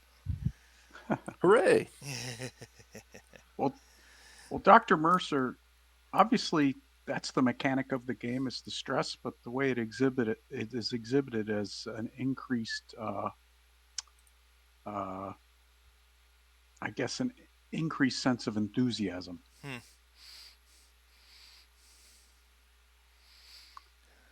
That makes sense. Hmm. That's what he's been living for, right? And now it's finally here.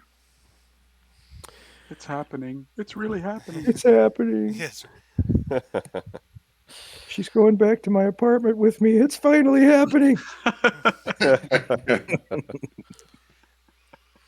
All right. Do I need to make a roll for landing? Or? No, landing is oh wait, do you have to make a roll for landing? Do you have to make a roll for landing, or do you have to make a roll for taking off? No, you make a roll for taking off. Landing's an easy thing. Okay. Landing's an easy thing. And it's a pretty wide open field too. It's not like it's even a difficult spot. Yeah, I think in the past we did make people roll for landing if the ship was damaged or there was turbulence or something like that. Yeah, but this is a pretty smooth sail. I mean, there's very little crosswind. Yeah, it's really not anything that would be beyond Ace's normal. Yeah, it's nothing. It's like going into Wisconsin. I got the shit be kicked out of me in Wisconsin once. Yeah, it's like this. So yeah, I'm gonna put her out here right. with the nose pointing towards the entrance area, so pointing towards here, so I can watch. I plan to stay with the ship in case things go bad. All right. And set her down. All right. Very good. Liv is on her way, gearing up. Yeah, is what was said, I believe. Yeah. So All up right. to you guys. Well, have we touched down? He's bringing you down for the landing now. So yeah. All right. Well, when we touch down, Liv will get on the comms. This is a reminder from your security officer. Please remain aboard the ship while I do a perimeter check with the tracker. Should take about 20 minutes. Understood. And Elena does not unbuckle her harness until they're on the ground, and then gets up and goes back to the cargo bay or whatever to check over that all the stuff's loaded into the vehicle. All right. Yeah, and we'll talk about that in just a moment. You do have an M314 motion tracker, don't you? Can you Yes, I do. can you put your power at 5, please? My power is now at 5. All right, very good. So she has no form of like body armor or physical protection, I presume, because it's not a machine. She should. Okay, you have an armor rating. It's there. But for some reason I missed. I got it. You have an assault vest, which gives you 4 points of armor. Okay, and where I'm looking on the screen for I see health, radiation. Where the heck is armor? It's right underneath the manipulation number. Words are coming out of your mouth, but okay, I see it. There it Assault is. Yep. support. Gotcha. Okay.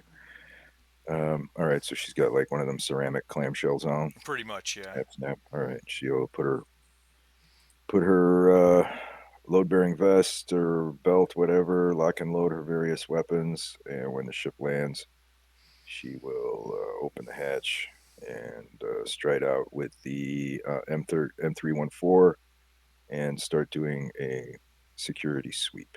All right. Atmosphere is toxic. You die. No, I'm kidding. Die instantly. Game over. Wasted. That's right. So I'm going to have you do 2 rolls. The first one I'm going to have you do is an observation roll. Jeez, Now she is 0 at every single role she's had to perform so far. Like, come on. The good news is that this doesn't affect the motion tractor's functionality. So I hope it has a higher observation than me. Right, here comes this. Know where this is going. Oh, what do you know? You had a success on the stress Look at die. that. Look at What do you that. know? All right, and then make a power roll, please. And power. Here we go.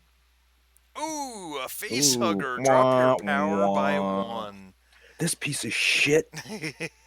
Not on the ground we're not on the ground for 3 minutes, and it's already giving me a hard time. Yeah, the screen's fizzling, and she's like smacking on the side of it for a moment. Yeah.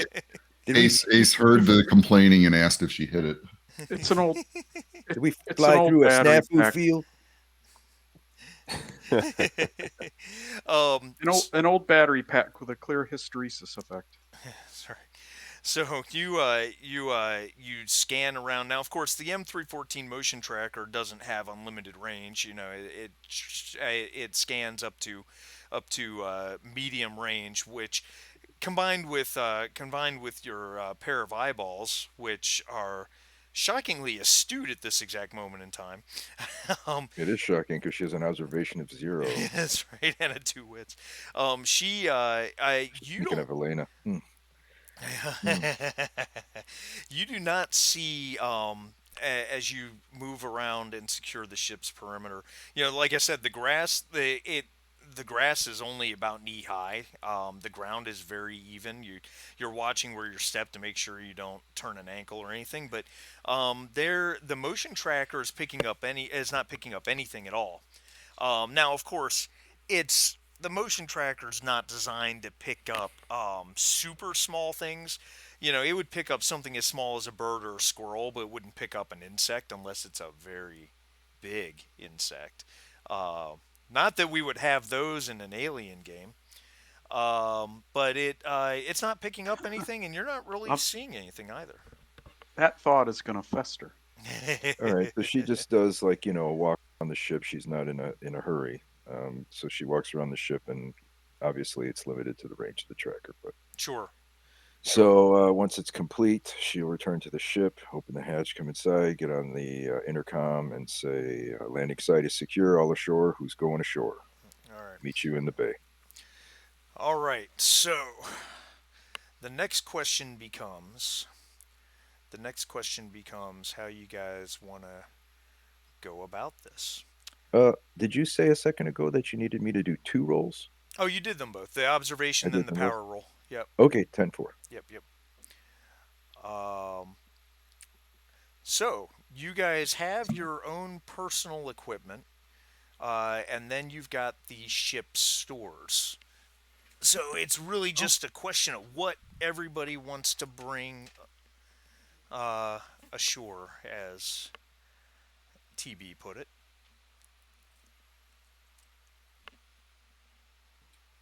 Well, let's take a look at what we got in the ship store here. Yeah.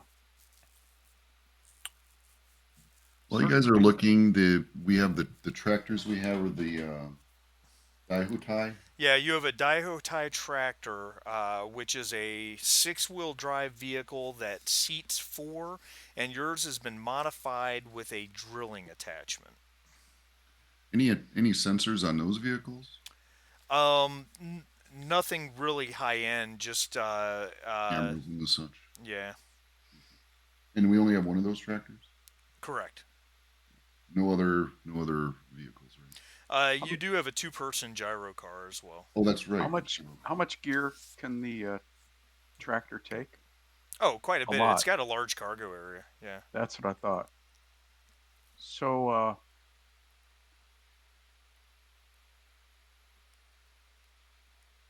I guess it would make sense.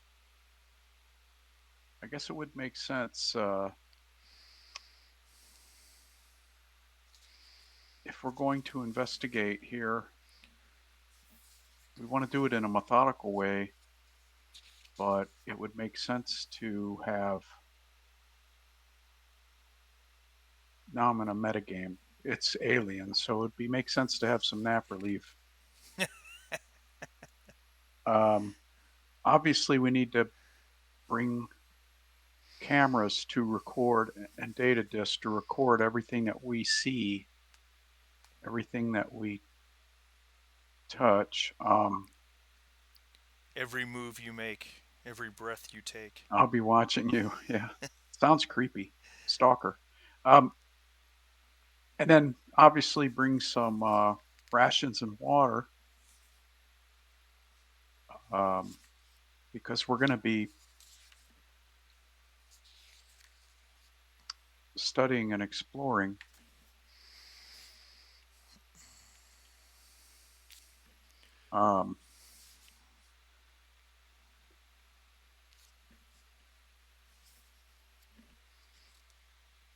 I guess. What do you guys think? And well, I want to stay in character for the doctor. It would make sense that we can carry a lot of things on the tractor, but if we decide to step out of the tractor on foot and explore on foot, or go into a building to study, we'd have to carry what we need from the tractor.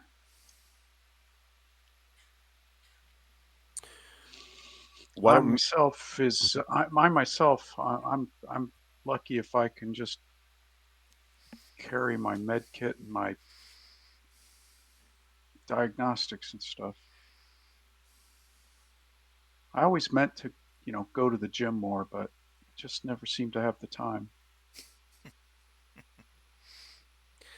why don't we do a preliminary sweep of the area before we move heavy equipment? That way we can prioritize where we want to focus our attention. Well, I'm looking. I'm looking at the ship stores. Do we have any heavy equipment? Well, for this 24-year-old executive, everything's heavy. Is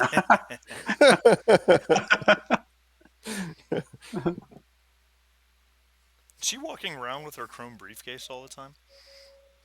um, I hadn't imagined so, but there will be a time when it comes out. And and obviously we have two flashlights. Somebody should carry the flashlights. Um, Hey, I think TB will grab one of those. Okay. It makes sense that whoever's on point should have a flashlight. yeah, and Dr. Spencer believes he'll be doing most of the observations. Uh, so he'll grab another flashlight. All right. So you each Okay. need to add that to your character sheet. Under That is harder to do than it looks. It is harder to do than it looks. You hit the plus sign, and then if it pops up with a box saying please enter a valid value, just ignore it. Just click. You hit the plus sign under gear, and I'm actually doing Marty VP. I'm doing yours because I'm doing it as I say it. Oh, okay. Cool. Put in high beam flashlight, and I just make a note of power 4 on that thing, and then that one that it defaults to. Oh, my number locks off. Change that to a 0.5 because it's a half-weight item. Yeah. And it should automatically update the encumbrance.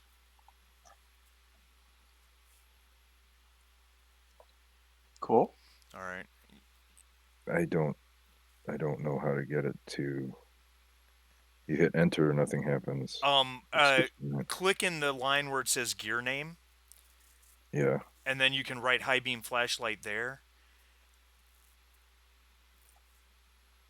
And then in the box, just delete the 1 and type 0.5, and it should work.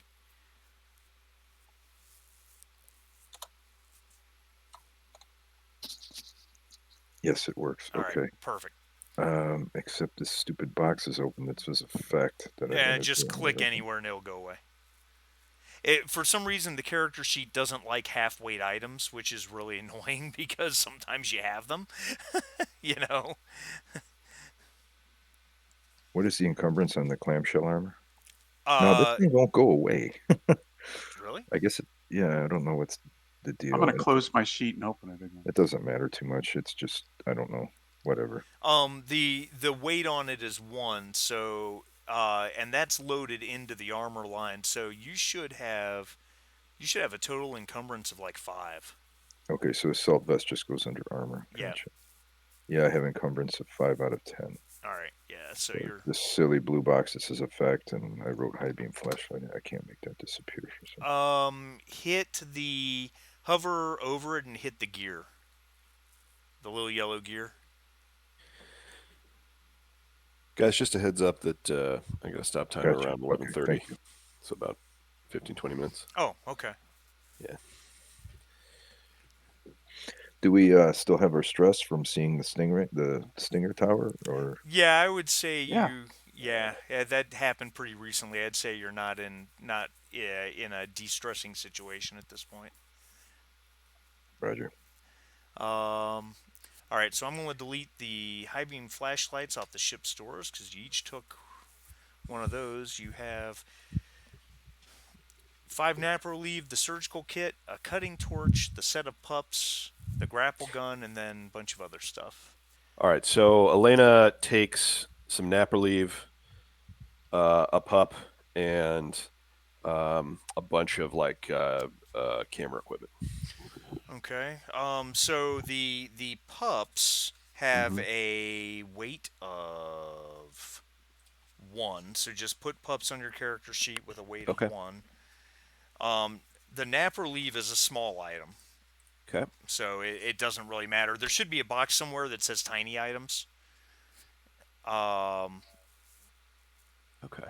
did you grab all five or did you just grab one? Um, I'm gonna say I'm gonna grab. Uh, yeah, grab all five. Okay. All right. All right. I'm caring for the team. TV will help Elena out of eyesight of the others to secure her gear so she can walk out in the field. Yeah, yeah. Zip me up, Liv. um. Turns around, she'll look down and say, "We got to secure that load." Oh boy. Wow. Ah!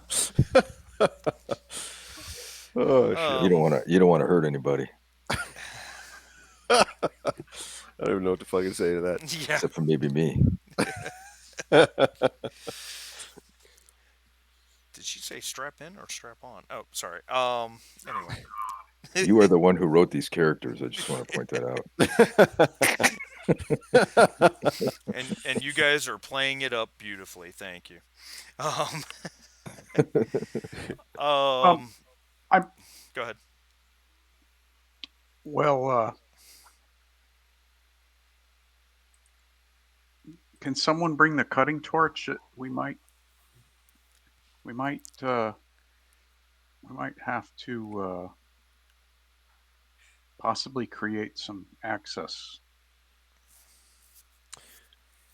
All right. Who's the most mechanically inclined? I think that would be Ace. Well, the cutting torch, depending on how it's used, is either a close combat weapon or a heavy machinery item, Well, true. which is based on strength. So I think either way, Liv's probably the most mechanically inclined, but that doesn't mean she has to be the one that brings it. Gotcha. Does she have the best strength? Oh yeah. Yeah. I mean, I Oh, can yeah. haul it. She could bend you in half, Mr. Mercer. Dr. Mercer. I'd be looking forward to it. Um,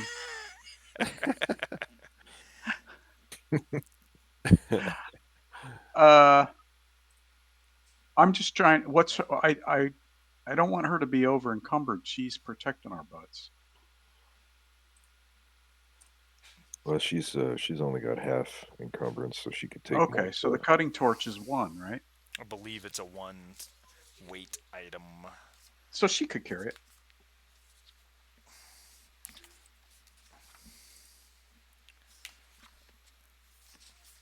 Cutting torch, yeah, one weight. Okay, so she could carry it. Make a It has note. been added to my character sheet. Perfect. So the cutting torch, if you want to put the notes in on that, Sharif, when used in a heavy machinery capacity, it gives you +2 to heavy machinery. Um, it has a power supply of 5, and then used as a weapon, it is 3 damage armor piercing. Of course, it's a melee weapon. You got to be point blank range to use it. But it'll leave a mark. Yeah. Not that you're going to have to use it as a weapon. I don't even know why I brought it up. No one believes me, do they? All right. Still in ship stores, you've got a surgical kit, a grapple gun with 200 feet of rope, and then all the prefab meals, bottles of water, and instant coffee you could want. Well, that grappling hook is straight up necessary, but I think again, Liv should probably carry that if she's going to be like on point. Maybe somebody else should take the cutting torch and Liv should take the grappling gun. I don't know. Doesn't matter. I still have enough encumbrance. Well, to use the grappling gun, what kind of roll is that, Hachi? That would be it would be a ranged combat is what it would be. Yeah, TB should take that. Okay. So how's your encumbrance? Well, what's a grappling gun? One. One. I'm good. Okay. And then it's just All right. then it's just surgical kit. I mean, I guess That's the theoretically, doctor's deal, right? Surgical kit. yeah, the surgical kit is used to treat critical injuries.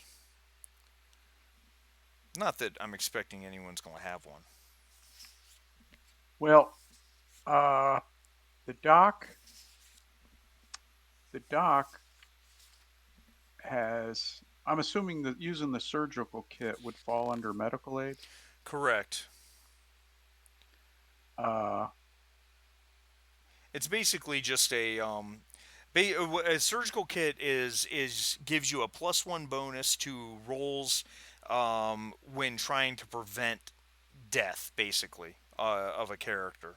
yeah. Um, So it I've got a medical kit, and that gives me a +1 when doing what? +2 Plus when two. treating a critical injury. Okay. So I can carry the kit and use it. My question for the team is my medical aid roll would be a 5. Empathy plus medical aid is a 5. What else do we have in the team?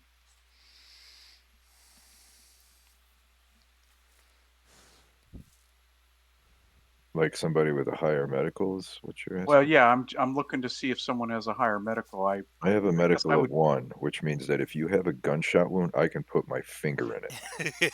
I have medical 0, which What's means your I can. empathy? It's the Who number are of you dice asking? is well, either of you. The Oh, number of dice is empathy plus medical aid. I So have a what's your 3, so total 4. I have 5. Sorry, guys. Here I'm fighting with my kid. I have an empathy of 2. All right. So I guess I guess the doctor should, although he's a PhD, not a medical doctor, he should carry it. All right, And that's a half weight item. okay, It's basically just yeah. a collection of scalpels and stuff like that. Reusable surgical stuff. We'll stick the pups up your ass and see what it says.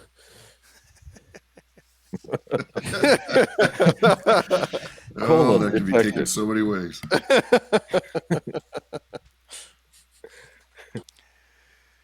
It'll find all kinds of stuff that you didn't know.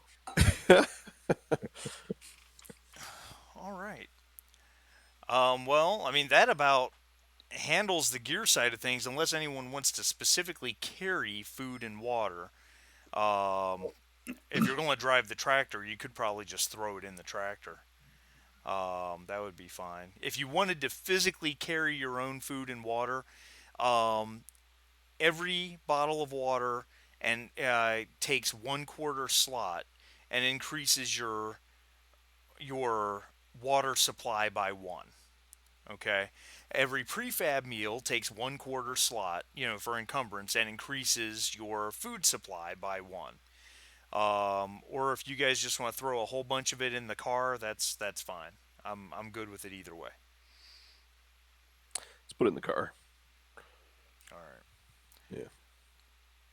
All right. And Kyle, you said you had to go in 6 minutes. Yeah. Yeah.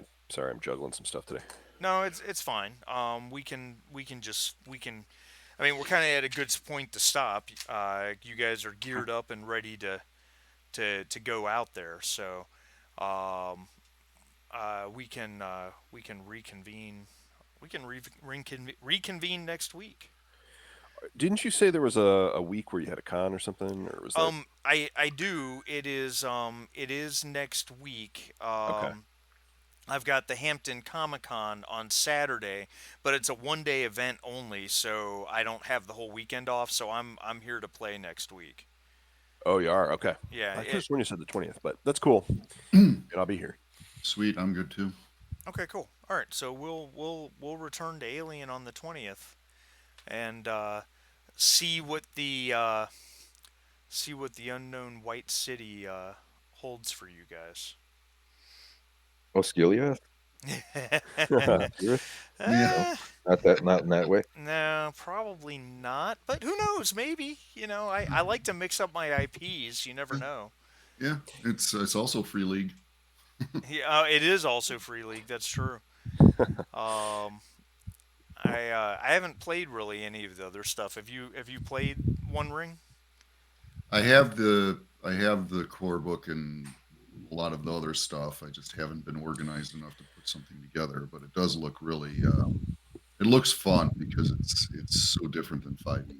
Mm, I haven't played. I remember the old Middle Earth role playing game from like 20 years ago. That was like huge. Apparently, that system was amazing, but I never played it. mm. Yeah, people who did say the One Ring is probably the best iteration of capturing the feel of Tolkien. It's really thematic in a way. I, they did a great job with just reading through the rules. I could tell they did a great job, and they have a whole campaign just for Moria. Just Oh, bought that book, and oh my God, you could spend months in there. It's crazy. no, that's good. And I'm kind of to the point now where any fantasy role playing I do, I just don't want to play D&D. Mm-hmm. You I'm know, with you. so obviously you guys know my love is the Conan game by Modifius. Mm-hmm. But I could spend some time in Middle Earth and be happy. So Yeah. Maybe I can get my shit together and make that happen for us. and if you don't, it's no big deal. I've got so much freaking content to keep us busy for the rest of our lives. Um, I don't know if we'll ever play all the Actung Cthulhu stuff that I've got. I've got the Walking Dead RPG, which I've only ever read the rules once. I've got a whole series of Conan games that I need to write. I'm writing another Alien scenario for us now. I've got another one after this one that we could play. I've got Destroyer of Worlds I want to run for you. I mean, I can literally keep us busy till like January of 2041. So I'm up for anything. It's all good. Nice. Awesome. Well, thanks for running. I had fun. Yeah. All right. Look forward to next week. All right. Good Cool. work. Sounds good, Good guys. work, Kyle. See ya. See ya.